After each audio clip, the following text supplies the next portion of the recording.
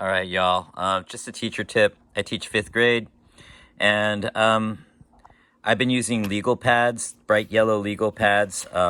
It gives an extra bit of intensity to the students when they're working on their assignments or their tests. Anything on larger paper gets graded and put into the Google Classroom. I have a pack of writing pads here as well. These are very inexpensive if you buy them from Office Depot. So for $4, I get 12 of them, and I can do little assignments, daily write assignments. They turn them in. I see that they're done and that they're to quality, and I stamp it real fast, easy. Okay. Same as with when we do novels, we do a chapter. Every chapter that they do a summary and some insights that they need to come up with on their own.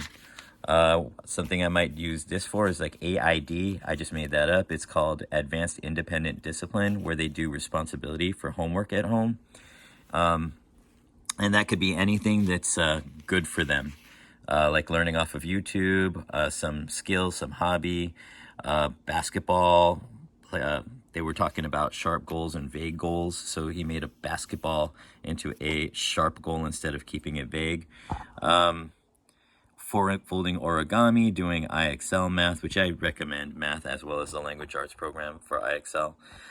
When we're doing testing, oftentimes on this type of paper, we could do it in cursive too. So it's all good stuff. But yeah, I started doing both the writing pad, yellow. We do a daily write each morning on different topics. But sometimes for homework, we assign like this.